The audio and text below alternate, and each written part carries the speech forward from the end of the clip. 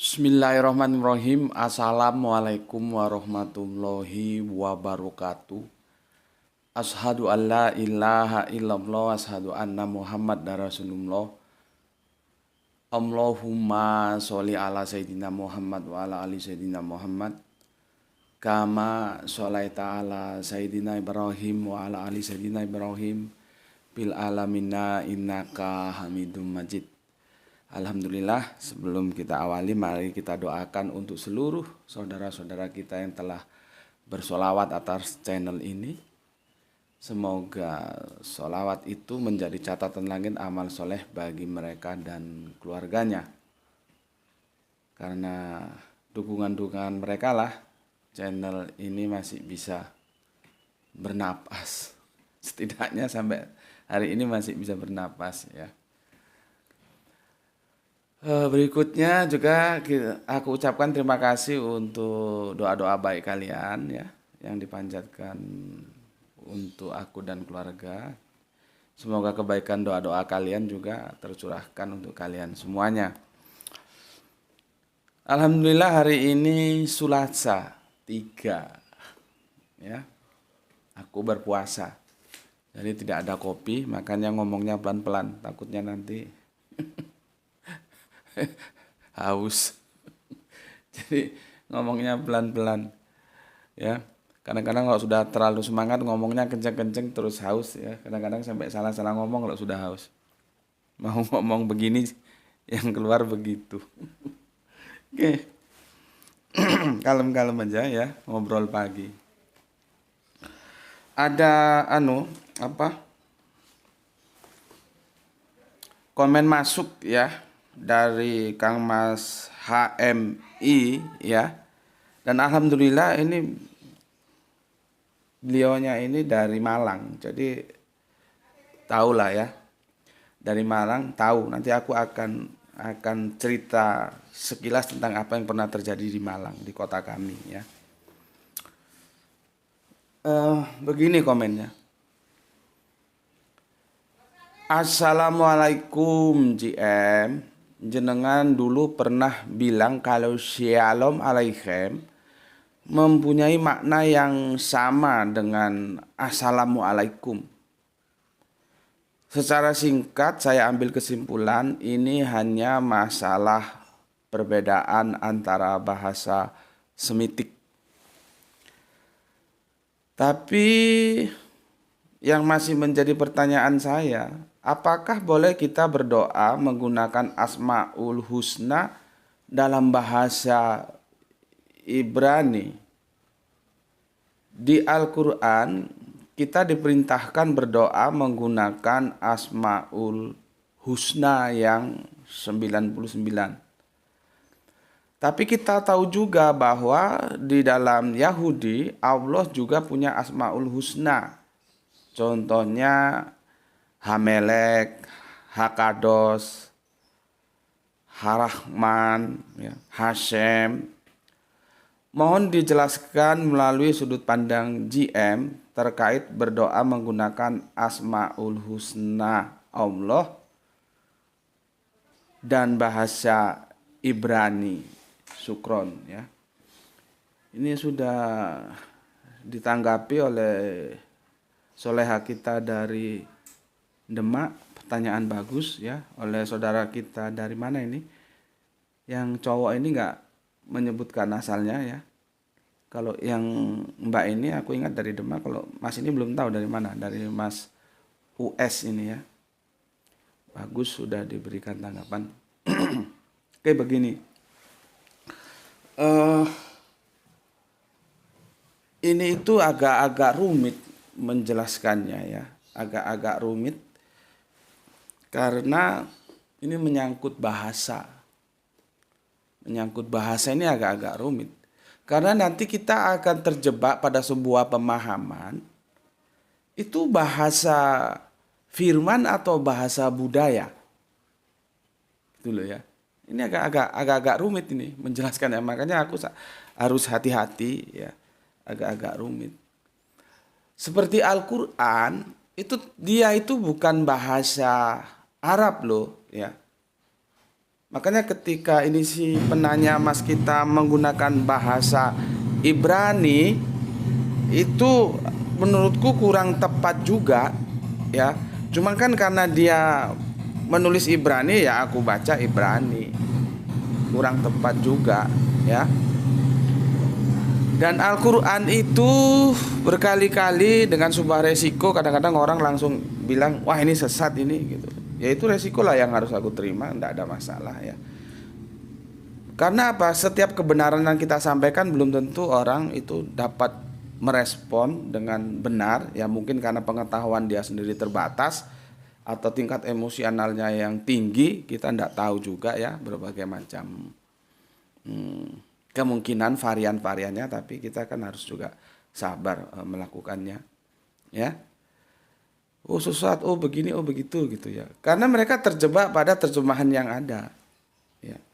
Bahwa Al-Quran bahasa Arab, padahal kalau kita tarik ke original teksnya itu bukan bahasa Arab. Dan aku sudah berkali-kali mengatakannya ya. Al-Quran itu sendiri yang mengatakan tentang dirinya, aku hanya menyampaikan ke kalian. Silakanlah buka teksnya. Makanya kan kalian harus bersyukur, harus beruntung karena kalian masih mempunyai kitab suci ya, yang original teksnya hingga kini masih terjaga. Ya. Jadi nggak usah terlalu sumbu pendek ya. Karena biasanya langsung sumbu pendek. Ya. Langsung sumbu pendek. Aku bilang apa? Lihat ke original teksnya. Dia bilang apa? Al-Quran Arabian, Al-Quran Arabiyin, Al-Quran Arabiyun. Mesti begitu. Tidak pernah dibilang Al-Quran Araban, itu tidak pernah.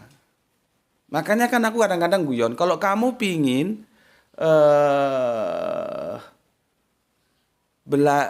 kamu pingin kerja ya, TKI, TKW ke daerah-daerah barat tengah sana. Ini yang peor baru mungkin bingung ketika aku bilang barat tengah ya. Itu kalian perlu belajar bahasa Arab. Ya, TKW, TKW, TKI itu kursusnya bahasa Arab itu. Ya. Itu bahasa Arab. Tapi kalau kalian ingin memahami Al-Qur'an, itu kalian harus belajar bahasa firman. Nah, kan rancu di sini. Ya. Karena apa? Al-Quran itu turun dalam edisi bahasa firman Arabian. Arabiyin, Arabiyun, bukan Araban. Jadi Al-Quran itu turun dalam rumpun bahasa Arab. Maka dia pakai Arabian, Arabiyin, Arabiyun. Ada namanya ya. Dinisbahkan, ada ya di situ. Yan, yin, yun itu. Seperti Muhammad dan Muhammadiyah itu kan beda sih. Apakah Muhammadiyah itu Muhammad sosok yang kita kenal sebagai Kanjeng Nabi itu? Ya, kan bukan. Bahasa juga begitu. Al-Quran menjelaskan dirinya itu ada ya nisbah itu. Masalahnya Depak menerjemahkan simpel banget bahasa Arab. Yang baca juga geblek juga, nggak mau cross check ke Arabiyunnya. Terus ada orang bilang padahal dia mau meluruskan bahwa Al-Quran itu bukan bahasa Arab. Sumbunya pendek banget, langsung justice orang sembarangan. Itu masalahnya. Ya. Jadi ketika tadi disebut Ibrani, aku tanda tanya, Ibrani atau Ibraniun? Arab atau Arabiyun? Ini dulu duduk permasalahannya dijelaskan. Ya, masalah bahasa ini masalah ruwet. Itu perlu duduk, perlu perenungan, ya. Sehingga pemahamannya itu bisa benar. Aku punya 2 guru Al-Quranku, yang keduanya sudah almarhum, semoga Allah selalu merahmati dalam tidur panjangnya. Ya. Beliaunya itu kalau ngajar ya sudah, karena Al-Quran sudah menjadi omongannya. Nah, kemarin kita sudah diskusi, semoga ini membantu untuk pemahaman yang kemarin bingung. Al-Quran itu omongannya guru-guru Al-Quranku. Jadi aku punya 2 guru Al-Quranku. Jadi omongannya itu Al-Quran. Ini makanya kemarin aku jelaskan. Tapi kalau kalian ikuti nanti sore seri ketiga kalian paham. Tenang aja dulu ya. Yang penting ikuti dulu bagaimana aku menjelaskannya. Ya. Jadi omongannya guru-guruku Al-Quran itu ya Al-Quran itu. Jadi mereka familiar dengan bahasa Al-Quran. Gitu loh. Ya. Nah, dalam satu ketika kan gini, guruku itu yang Gus Husnul Hadi juga sudah almarhum, yang Gus Fanani juga sudah almarhum ya. Ini yang sebetulnya kedua-duanya sama menjadi pertanyaanku, tapi akhirnya aku mengerti sendiri tanpa harus bertanya, ya. Yang aku mau ceritakan yang Gus Fanani. Gus Fanani ini kan menjadi panitia pembangunan masjid di kotaku sini. Pada waktu itu datang wisatawan dari Saudi, Arab Saudi, dan dia lihat. Kan itu anunya sangat menarik sekali, apa bannernya itu masjid dijual gitu ya. Mungkin dia tanya sama penerjemahnya, masjid kok dijual kan begitu ya. Ya itu sepertinya orang kalau salah memahami bisa keseleo itu ya. Ya memang masjidnya dijual, silakan siapa mau beli. Per meternya pada waktu itu dihargai 2 juta atau berapa, silakan beli. Masjid itu memang dijual gitu loh. Ya, nah ini kalau kalian nggak paham bahasa, makanya Al-Quran itu bahasa canggih. Dan guruku itu menggunakan bahasa canggih. Masjid dijual. Seperti orang kan karena gebleknya nggak paham apa itu la qaulu, sehingga ketika Al-Quran itu omongan Rasul, orang bingung. Ya karena kembali tadi wawasan tingkat pengetahuannya itu rendah banget. Sama seperti itu, guruku nulis itu gede. Itu di Facebook pernah dimuat itu. Masjid dijual gitu. Loh, masjid kok dijual? Iya memang dijual. Per meternya 2 juta atau berapa? Anda mau beli silahkan, ini kwitansinya. Mana masjidnya? Ya ini masjidnya, ini tanahnya ya ini. Silakan Anda mau beli. Kalau Anda beli per meter 2 juta berarti Anda punya saham di masjid ini. Gitu. Kan bingung. Ini sudah aku jelaskan, kamu juga mesti bingung ini bagaimana masjid dijual. Tapi kalau yang otak-otak cerdas, makanya sering banyak-banyak makan vitamin ya. Supaya tidak seperti anjing-anjing itu ya, yang menggonggong. Kalau aku bilang anjing itu jangan kaget loh ya. Karena di Matius 76 ya, dan di surat Al-A'raf 7176 itu sama-sama cerita tentang anjing. Ya. Cerita tentang anjing, ya. Itu sama-sama yang nanti aku jelaskan lah tentang anjing itu ya, supaya kalian tahu. Ya. Pada waktu itu ada wisatawan dari Saudi, dari Arab. Terus ngobrol.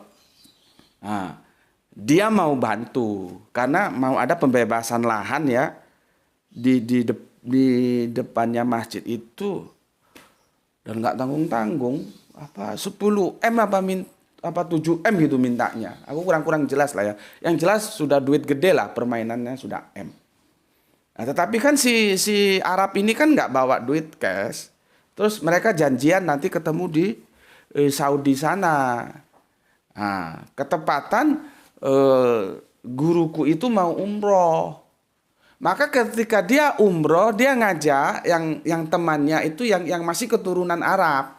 Ya orang Indonesia, tapi dia masih punya keturunan Arab, diajak umroh. Akhirnya mereka umroh untuk nemuin orang Arab itu. Terus pertanyaannya, kenapa guruku itu mengajak sahabatnya yang keturunan Arab ini sebagai apa? Diajak umroh bareng sekalian. Sebagai translate. Kita menjadi bingung. Bagaimana seorang guru yang omongannya Al-Quran, yang itu dipahami sama orang-orang itu bahasa Arab, terus mau ngomong sama orang Arab di Arab Saudi masih perlu translate. Coba. Akhirnya aku sadar, oh begitu ya. Begitu. Akhirnya semua pertanyaan-pertanyaanku yang selama ini aku tujukan kepada almarhum guruku Gus Husnul Hadi dan Gus Fanani itu terjawab dengan sendirinya. Memang bahasa Al-Quran itu tidak sama dengan bahasa Arab-Arab yang ada di pasaran itu. Bahasa Al-Quran itu bahasa firman. Dia rumpunnya Arab, tapi bukan Arab. Kalau bahasa Arab-Arab yang dipakai itu bahasa budaya. Maka dari itulah guru Al-Qur'anku yang Al-Qur'an itu menjadi omongannya karena dia menapaktilasi Kanjeng Nabi.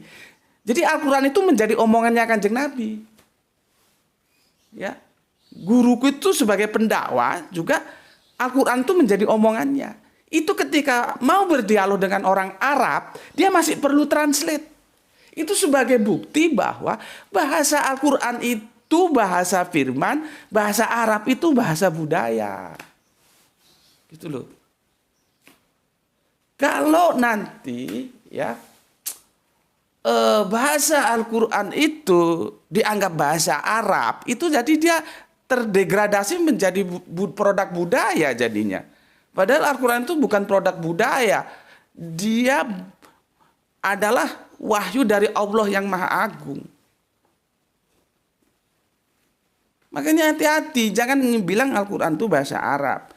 Nanti kalau bahasa Arab kau pahami bahasa budaya, maka dia menjadi produk budaya. Padahal Al-Qur'an itu adalah hadiah Gusti Allah ingkang Maha Agung untuk kita-kita ini. Ya, agak sulit kan dicerna? Sulit memang. Aku kadang-kadang makanya aku hati-hati menjelaskan ini ya. Nanti ini kalau bisa satu seri kalau nggak bisa 2 seri. Nanti kalau udah setengah jam kasih tahu. Ya. Karena ini panjang ceritanya ya. Begitu juga ya. Guruku mengajarkan aku ya. Dan aku setuju itu. Meskipun sulit pembuktiannya karena kita berbicara dalam dimensi ruang dan waktu yang begitu jauh. Kita kembali ke masa lalu yang itu berabad-abad, beribu-ribu, mungkin berjuta-juta tahun. Ya. Tapi dalam kerangka rasionalitas aku setuju bahwa ya semua kitabullah itu yang aku kemarin sudah jelaskan, aku mulai dari Suhuf Ibrahim ya. Terus ada yang berkomentar bahwa Nabi siapa itu? Nabi Nuh juga menerima suhuf, ya terserahlah, monggo-monggo silahkan, aku tidak ada masalah. Monggo-monggo saja ya. Monggo-monggo saja. Aku juga nggak kaku-kaku amat ya.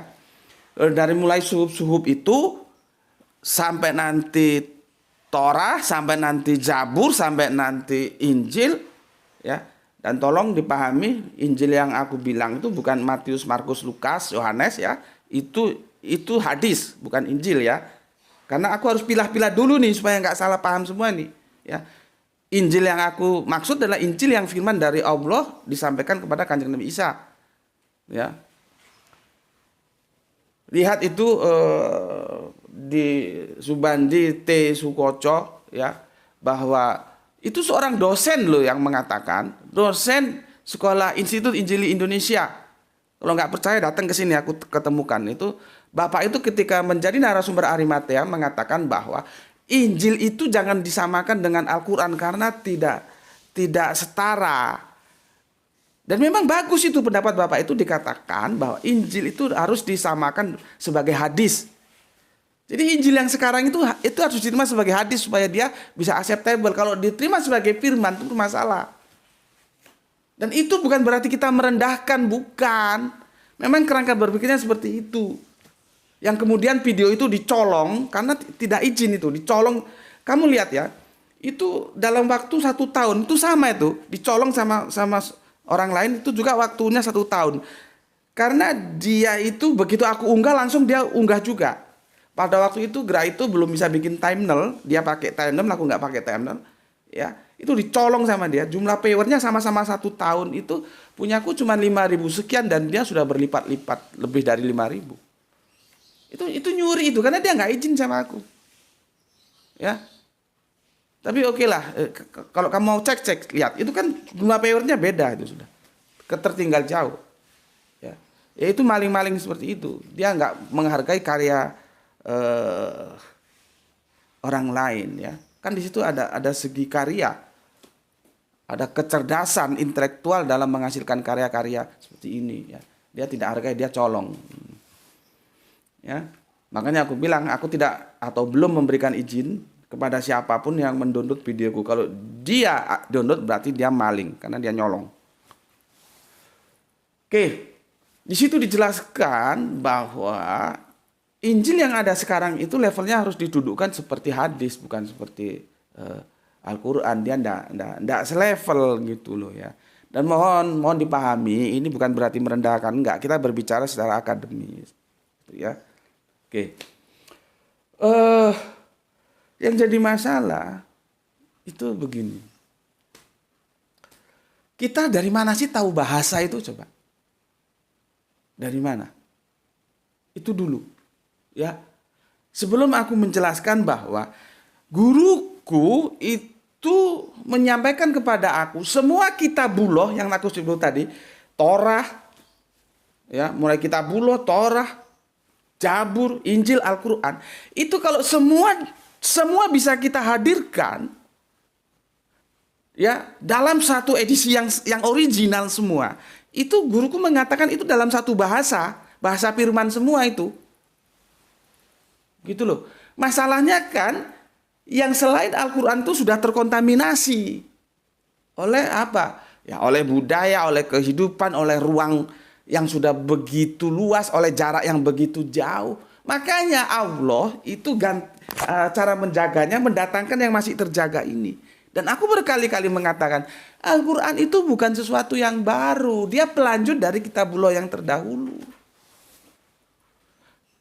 Intinya yang mau aku sampaikan, semua kitabullah itu kalau bisa kita hadirkan originalnya itu dalam satu bahasa. Bahasa apa? Bahasa firman. Karena Allah tidak perlu bahasa budaya manusia. Dan manusia itu tahu bahasa dari mana sih? Ada bayi begitu lahir dia bisa ngomong, dia tahu bahasa. Ada. Makanya kalau kita lihat di surat An-Nahl, ya, surat An-Nahl nih ya, surat ke-16 nomor 78 ya. Ya. Dan Allah, nah ini kan betul ini akhrozakum, bukan akhoda ya. Kalau akhoda itu mengambil, ya. Kalau akhrozakum itu mengeluarkan. Ini kadang-kadang penerjemahan akhoda dan akhroza dihantam kromo podo bae diterjemahkan. Padahal itu kan lain, mengambil dan mengambil ya, dan mengeluarkan apa ya? Mengeluarkan itu kan beda. Ya. Kan beda mengambil dan mengeluarkan. Apakah aku ngomong, oh dia sedang mengambil kesaksian, oh dia sedang mengeluarkan kesaksian. Kan beda itu. Ya. Oke, karena nanti kalau kita bicara tentang akhoda itu berbicara tentang kesaksian, syahadat. Ya. Ya itulah perlunya kita merujuk ke original text. Di sini begini, wallahu akhrozakum, nah, dia pakai akhroja bukan akhoda. Mim butuni umahatikum la ta'lamun say'a wa ja'ala lakumus sam'a wal absor wal afida la'allakum taskurun. Ya. Dan Gusti Allah ingkang Maha Agung mengeluarkan kamu dari perut mamamu, dari perut ibumu itu dalam keadaan tidak mengetahui sesuatu pun. Ya.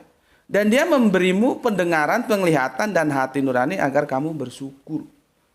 Inilah ayat Al-Quran yang juga aku gunakan sebagai dalil untuk mengatakan tidak ada anak itu terlahir terus beragama Islam, itu tidak ada. Karena orang menjadi Islam atau tidak itu dari hasil education, pendidikan. Ya, maka kata-kata fitrah itu harus dikembaliin nol. Kita mulai dari nol ya. Nah, jadi anak terlahir itu nol, baru nanti diinstal sama orang tuanya. Sama seperti bahasa. Kita tidak tahu bahasa, nggak ada anak lahir tuh ngerti ngomong Jawa, ngomong Madura, ngomong Inggris, ngomong Dayak, ngomong India, nggak ada. Semua anak itu terlahir itu nggak mengerti bahasa. Akhirnya dia mengerti bahasa dari orang tuanya. Begitu loh. Ya, dari orang tuanya. Kalau ini kita tarik terus ke atas orang tua kita, akhirnya sampainya kemana? Ke kancing Nabi Adam. Kancing Nabi Adam tahu bahasa dari mana? Apa kancing Nabi Adam bikin bahasa? Inilah yang yang membuat aku menerima, karena aku tidak begitu saja menerima pemikiran-pemikiran guru-guruku. Bisa saja kami berbeda pemikiran, tapi aku tetap menghormati bahwa mereka adalah guru-guruku. Tapi ketika guruku mengatakan bahwa semua ya kitab Bulo itu kalau bisa kita hadirkan, masalahnya kita akan terpisah oleh ruang dan waktu yang begitu panjang. Itu ada dalam satu edisi bahasa yang sama. Bahasa firman. Baru nanti ketika manusia membentuk bahasa budaya dibentuk dari mana? Ngambil dari bahasa firman. Lalu nanti di sana ada penyesuaian. Akhirnya timbullah bahasa budaya. Sehingga bahasa menjadi dua, ada bahasa budaya, ada bahasa firman. Begitu. Ya. Ini aduh, haus ini udah. Ya, aku pelan-pelan aja ngomong ya. Yang penting kalian paham dulu. Jadi kita itu enggak tahu bahasa. Kita tahu dari orang tua kita dari orang tua kita. Kalau ditarik ke atas ke Kanjeng Nabi Adam taunya dari mana? Dari Allah. Ya, bukan ucuk-ucuk dia terus tahu bahasa, enggak. Makanya itu aku mengkritik Adam Smith. Ketika bahasa yang begitu banyak di dunia ini bisa dikelompokkan menjadi 4 kelompok. Kenapa kok berhenti di 4? Orang yang banyak ini bisa menjadi 4 kelompok kok. Ya. Yang diantaranya nanti rumpun semitik ya yang akan kita diskusikan. Kenapa? Bisa nggak yang 4 ini menjadi 1? Ya sangat bisa lah. Karena apa sih Adam Smith ini nggak mau mengelompokkan yang 4 ini sekalian dijadikan 1? Karena kalau 1 itu nanti larinya ke yang maha 1 itu. Makanya kalau ada Allah tidak 1 itu orang geblek lah. Nanti dia akan lari, bahasa itu akan bersumber dari satu sumber yang maha 1. Yang maha tunggal, bukan tritunggal. Ya. Dia akan menisbat, akan merujuk, akan bertuju atau tertuju kepada yang maha 1 tadi. Siapa? Yaitu Allah. Gitu loh. Ya. Pertanyaannya kenapa Adam Smith kok enggak mau mengerucutkan sampai ke yang 4 itu menjadi 1 bahasa. Nanti 1 bahasa itu dari mana? Dari Allah. Gitu loh, ya. Kembali sekarang kamu tahu ya, ini yang tanya ini tahu. Dulu di kota kami itu pernah terjadi polemik. Itu awal-awal tahun 2000-an ya. Jadi begini, ada seorang Gus itu dia menerapkan, itu tolong dipahami, dia sholat bukan 1 bahasa loh ya. Dia tetap pakai originalnya karena videonya itu ada, aku punya dulu. Dia sholat itu pakai 2 bahasa. Ya. Pakai bahasa Arabian, langsung pakai terjemahannya juga. Yang ini menjadi polemik akhirnya berkepanjangan kemana-mana. Itu di kota kami dulu. Dan itu sempat diekspos oleh salah satu TV nasional saat itu. Ya, sholat 2 bahasa. Gus kita ini mu'alaf loh. Dia mantan atlet tinju.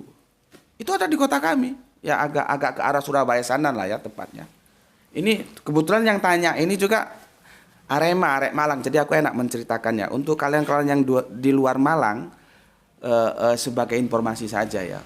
Semoga ada hikmah yang diambil untuk memahami yang benar itu gimana, gitu ya. Publik mensikapinya dengan berlebihan itu yang kadang-kadang aku bilang kenapa harus sumbu pendek. Padahal Gus ini di TV swasta itu ketika dia undang, dia siap berdiskusi kok. Kenapa? Padahal Allah tuh mengajarkan kita. Lihat itu Allah di surat Al-Baqarah surat berapa itu di awal-awal itu di 30-an itu. Ketika dia ditanya oleh malaikat ya. Mengapa engkau akan menjadikan manusia itu khalifah? Apakah kami ini belum cukup bersujud berbakti kepadamu? Apa jawaban Allah? Apa Allah bilang aku yang berkuasa? Kan tidak. Allah bilang aku yang mengetahui. Di situ Allah mengajarkan kepada kita, selesaikan segala sesuatu dengan ilmu, jangan dengan kekuasaan. Gitu loh. Karena kekuasaan itu kalaupun dia menyelesaikan masalah itu memaksa. Contohnya ya, orang-orang yang dihukum di Pulau Buru sana itu ada sekitar 20 tahunan. Itu PKI itu. Apakah ketika dia keluar dari Pulau Buru terus PKI-nya dalam otaknya itu hilang? Kan enggak. Karena mereka dikalahkan oleh kekuasaan. Coba kalau kita kalahkan dengan pengetahuan. Beda. Karena pengetahuan itu bisa merubah mindset. Gitu loh. Ya, pengetahuan bisa merubah mindset. Begitu juga peristiwa itu kan langsung rame gitu ya. Tanpa melihat behind screen-nya. Jadi begini, ceritanya begini. Gus kita yang satu ini kan punya pondok dia, ya. Terus kenapa sih dia terbetik dan itu diaktualisasikan terutama dengan santri-santrinya itu sholat dua bahasa. Karena begini, dia melihat kenapa orang Islam ini antara sholat yang ritual dan sholat yang aktual itu kok nggak connect. Gitu loh ya. Nanti kau bingung lagi aku bilang sholat ritual dan sholat aktual. Sholat ritual itu yang 5 waktu itu. Sholat aktual itu ya di dalam kehidupan sehari-hari kita. Artinya kita membawa sholat itu dalam kehidupan keseharian kita. Itu baru namanya jos kalau begitu. Nah ini yang diamati oleh Sang Gus ini. Tidak connect. Contohnya apa? Ada orang Islam dia sholat tapi dia masih mau makan. Masih doyan duit anaan. Tahu duit anaan? Ya, tahu ya? Rentenir, membungakan uang, ya, bunga uang itu ada di surat imamat itu ya. Padahal di dalam Islam yang namanya bermain-main dengan apa namanya itu bunga uang, rentenir, ya, riba, ya, pakai riba aja kita supaya enak, itu kan dilarang. Gitu loh. Kenapa? Terus bagaimana ketika dia baca sholat, bacaannya ketika dalam sholat itu dia baca surat yang itu melarang riba. Kan jadi tidak connect. Dia sholat membaca dan ayatnya setelah Al-Fatihah itu ayat-ayat yang melarang riba. Sementara dia di lapangan masih bermain-main dengan riba. Kan tidak connect. Ya. Nah, lahirlah dari pemikiran Sang Gus ini, oh ini boleh jadi karena nggak tahu artinya, gitu loh. Maka lahirlah dari ide Sang Gus ini, kalau begitu kita sholat pakai dua bahasa. Dan waktunya menjadi 2 kali lipat karena langsung diterjemahkan. Gitu loh. Ingat loh ya, dia pakai 2 bahasa loh ya, bukan 1 bahasa terjemahan, bukan. Arabinya tetap disertakan. Jadi saat itu polemik ini kemana-mana. Akhirnya ketika aku diundang dalam salah satu acara di salah satu kampus terkenal, itu juga menjadi pembicaraan. Dan aku satu-satunya orang pada waktu itu yang tidak setuju kalau ini diselesaikan dengan kekuasaan. Karena ini sebetulnya sudah menjadi polemik juga para ulama-ulama pendahulu kita. Bagaimana sih sebetulnya kalau sholat itu menggunakan bahasa yang lain itu gimana? Gitu loh. Yang aku nggak setuju, akhirnya ini diselesaikan dengan bahasa kekuasaan, bukan bahasa pengetahuan. Padahal Sang Gus ini, aku masih ingat kok, dia bersedia diajak dialog. Orang-orang nggak melihat inna a'malu biniatnya sih ya, repotnya. Bahwa inna a'malu biniatnya dari Sang Gus ini bagaimana supaya sholat ritual itu dibawa ke dalam sholat aktual gitu loh. Ini yang tidak dibaca, yang adanya emosinya doang. Yang sesatlah, yang beginilah, yang begitulah. Nah, dia sudah mempersiapkan diri, ayo kita diskusikan. Itu juga nggak dijawab. Akhirnya diselesaikan oleh bahasa kekuasaan. Lah aku nggak setuju, tapi kan aku bukan siapa-siapa.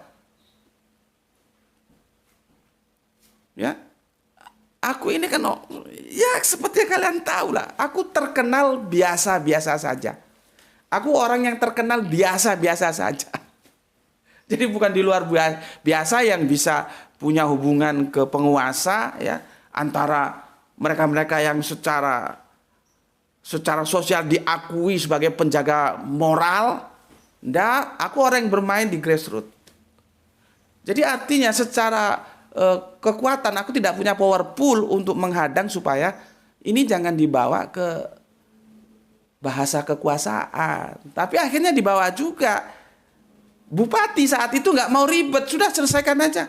Karena bupati tidak mau ribet, akhirnya dibawa ke sidang, kena 2 tahun. Akhirnya dipenjara 2 tahun. Dan pada saat itu aku selalu telepon kepada Bu Nyainya dan aku beri support ya. Aku beri support Bu Nyainya, aku telepon pada waktu, aku beri semangat ya.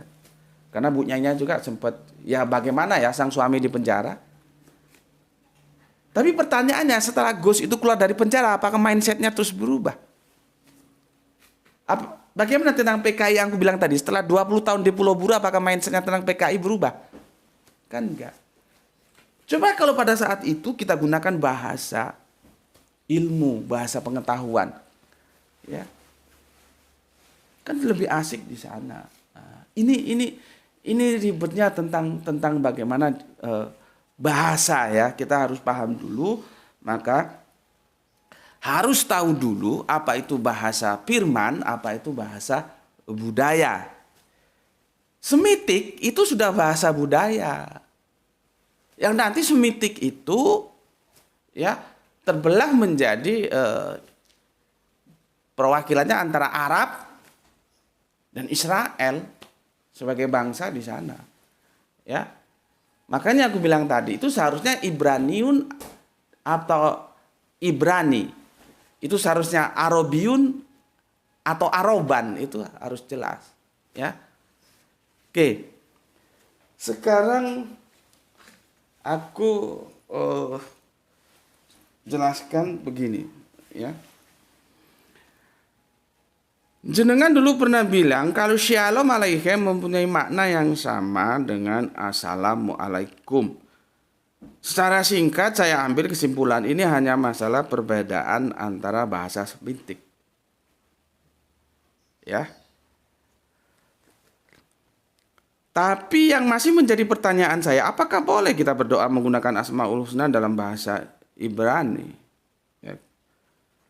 Di Al-Quran kita diperintahkan berdoa menggunakan Asmaul Husna yang 99. Kalau aku boleh nakal nih, kalau aku boleh nakal nih, di Al-Quran itu kan diperintahkan berdoa menggunakan Asmaul Husna yang 99 itu ya. Nanti suratnya apa kamu carilah ya. Itu diperintahkan harus pakai bahasa Arab enggak? Coba, tolong jelaskan ke aku. Itu harus diperintahkan pakai bahasa Arab enggak? Itu dulu jelaskan ke aku ya. Kalau misalkan harus diperintahkan pakai bahasa Arab, ya tentunya kita harus pakai bahasa Arab. Tapi aku tidak yakin kalau pakai bahasa Arab. Bahasa Arab itu kembali lagi bahasa budaya. Kalau kita merujuk Al-Quran itu mestinya Arabian. Nah ini kan hati-hati nih. Karena nanti kita berdiri di antara bahasa firman dan bahasa budaya. Ya. Oke. Itu sebuah pertanyaan tersendiri. Apakah kita diperintahkan juga ya berdoa itu harus dalam bahasa Arabian gitu loh. Ya. Kalau misalkan diperintahkan untuk berdoa menggunakan Asmaul Husna, yes, kita setuju semua. Tapi kan perintahnya ada nggak? Itu diharuskan dalam bahasa Arabian. Ini mulai nakal ini pemikirannya ya. Oke. Karena terlalu panjang nanti kalau udah aku sampaikan semuanya ya. Sementara yang awal itu belum aku jawab ya. Yang aku menggunakan Shalom Alaikum ya.